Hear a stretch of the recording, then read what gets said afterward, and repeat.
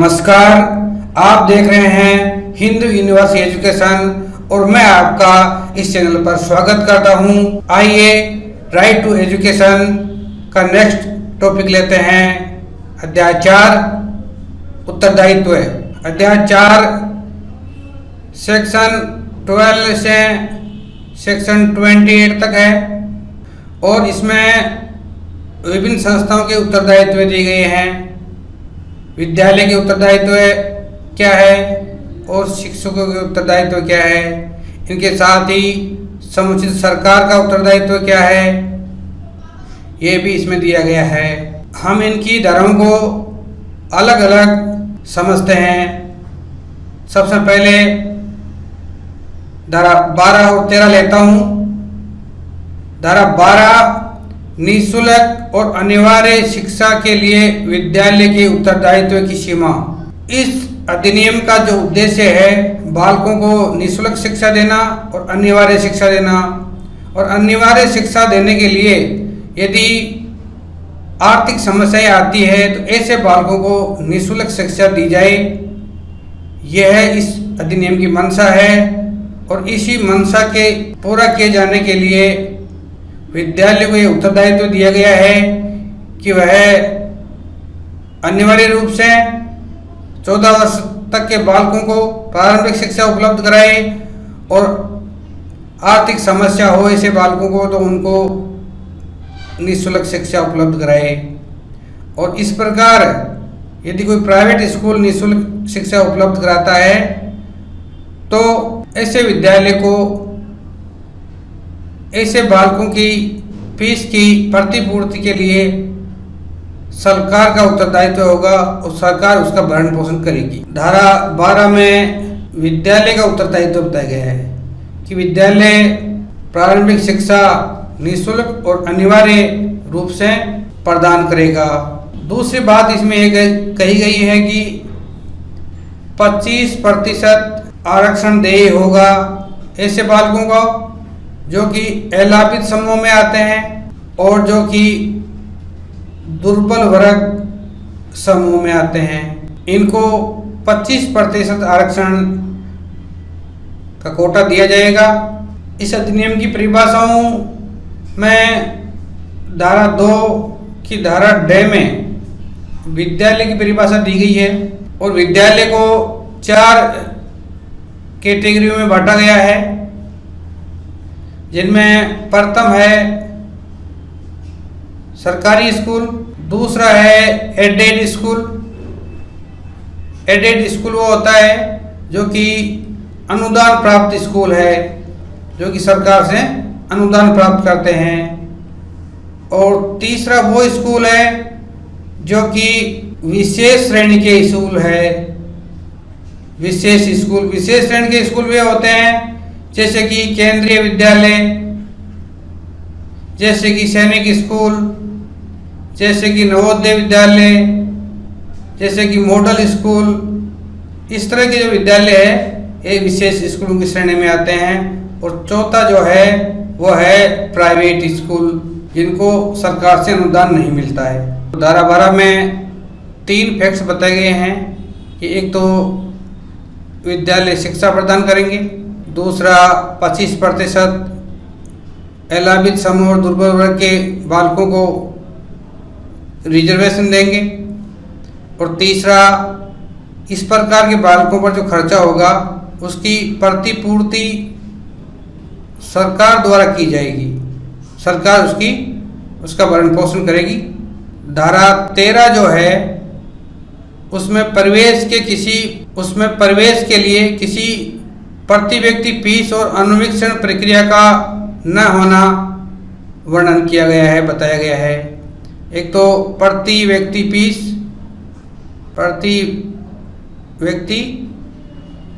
Fees के बारे में मैंने आपको धारा 2 ख में बताया था कि ऐसी फीस जो कि लेने के लिए सरकार का निषेध किया गया है, और वह फीस ऐसी फीस होती है जो कि शिक्षण फीस के अलावा विद्यालयों द्वारा ली जा रही है। एडमिशन फीस के नाम से, डेवलपमेंट फीस के नाम से या चंदे के रूप में, किसी भी रूप में ऐसी फीस ली जा रही है। एक मुफ्त प्रवेश फीस या किसी भी तरह से वार्षिक शुल्क के रूप में शिक्षण शुल्क के अलावा जो फीस ली जाती है वह प्रति व्यक्ति फीस है और उसका मना किया गया है। ऐसी फीस लेने से इनकार किया गया है सरकार के द्वारा। और दूसरा, विद्यालयों द्वारा अनुवीक्षण जो प्रक्रिया अपनाई जाती है उस प्रक्रिया का निषेध किया गया है कि अनुवीक्षण प्रक्रिया विद्यालयों द्वारा नहीं अपनाई जाएगी। अनुवीक्षण प्रक्रिया वह प्रक्रिया होती है जिसके द्वारा बच्चे का प्रवेश टेस्ट लिया जाता है या अभिभावक का, गार्जियन का प्रवेश लेने के लिए बालक का इंटरव्यू लिया जाता है। तो इस प्रकार अभिभावक का इंटरव्यू लिया जाना और प्रवेश टेस्ट लिया जाना बालकों का अनुवीक्षण प्रक्रिया कहलाती है और ये प्रक्रिया निषेध की गई है धारा 13 में। और यदि कोई विद्यालय अनुवीक्षण प्रक्रिया अपनाता है तो ऐसे दोषी विद्यालय को 25,000 रुपये के अर्थदंड से दंडित किया जाता है। और उसके बावजूद दोबारा ऐसे विद्यालय की शिकायत आती है और फिर वह दोषी पाया जाता है तो 50,000 रुपये के अर्थदंड से दंडित किया जाता है। प्रति व्यक्ति फीस यदि कोई विद्यालय लेता है तो ऐसे विद्यालय से 10 गुना उस फीस का अर्थदंड लिया जाएगा, अर्थदंड दंडित किया जाएगा। यह है धारा 13। अगली धारा है 14, प्रवेश के लिए आयु का सबूत। प्रवेश के समय बालक की आयु का निर्धारण करने के लिए डेथ ऑफ सर्टिफिकेट लिया जाएगा, DOB लिया जाएगा। ये जो डेट ऑफ सर्टिफिकेट है, प्रमाण पत्र है, इसे जन्म प्रमाण पत्र कहा जाता है और इसी के आधार पर आयु का निर्धारण किया जाएगा। लेकिन यदि किसी बालक के पास में प्रवेश के समय डेट ऑफ बर्थ सर्टिफिकेट नहीं है तो ऐसे बालक को प्रवेश से इनकार नहीं किया जाएगा, प्रवेश से इनकार नहीं किया जाएगा। इस अधिनियम में बालक को प्रवेश से इनकार करने का कहीं भी प्रावधान नहीं है। किसी भी स्थिति में बालक को प्रवेश देय होगा, चाहे उसके पास में आवश्यक दस्तावेज, चाहे उसके पास में TC नहीं हो, किसी भी स्थिति में जन्म प्रमाण पत्र नहीं हो तो भी उसे प्रवेश के लिए इनकार नहीं किया जाएगा।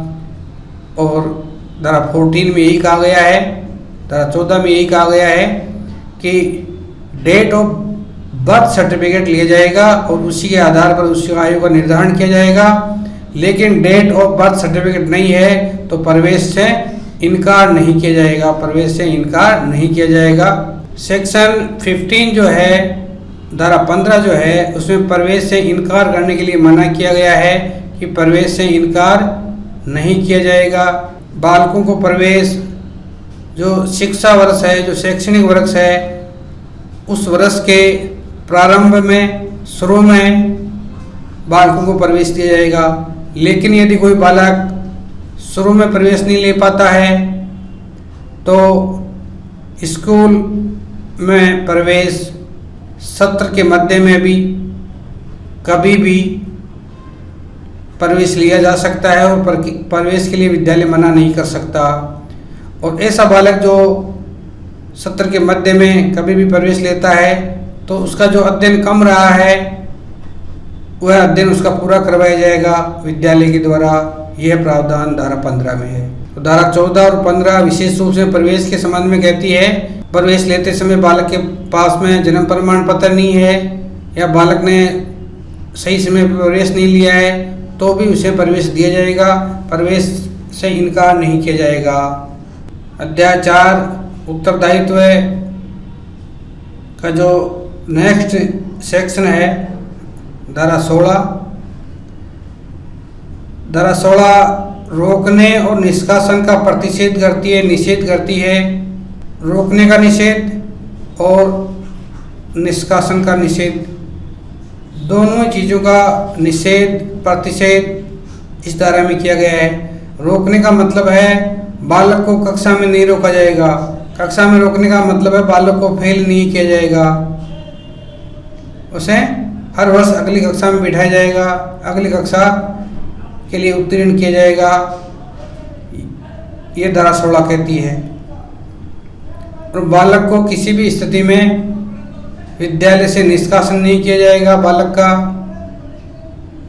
धारा 16 के अनुसार। फिर है धारा 17 धारा 17 बालक के शारीरिक दंड और मानसिक उत्पीड़न का प्रतिषेध करती है। बालक को शारीरिक दंड नहीं दिया जाएगा और मानसिक उत्पीड़न भी नहीं किया जाएगा, ये धारा 17 है। अब देखिए धारा 18। धारा 18 मान्यता प्राप्त किए बिना किसी विद्यालय का स्थापित नहीं किया जाना। धारा 18 में आवेदन प्रस्तुत कर मान्यता लेने के संबंध में है। मान्यता का आवेदन प्रस्तुत किया जाता है और बिना आवेदन के स्कूल नहीं चलाई जा सकती, और समुचित सरकार उस आवेदन को प्राप्त कर मान्यता प्राप्त करेगी, मान्यता देगी। और मान्यता देते समय समुचित सरकार जो विद्यालय के स्टैंडर्ड है, जो मानक है, अनुसूची में जो दिए गए हैं, धारा 25 और 19 में बताई गई शर्तें हैं, उन सब की पालना देखी जाएगी और उसके बाद ही मान्यता दी जाएगी। ये सब सेक्शन 2 में है। आवेदन प्रस्तुत कर मान्यता लेने के संबंध में सब सेक्शन 1 है, और सब सेक्शन 3 में यदि कोई जो मानक दिए गए हैं उनकी पूर्ति नहीं करता है, जो शर्तें दी गई है उनकी पूर्ति नहीं करता है, तो उसकी मान्यता वापस ले ली जाएगी।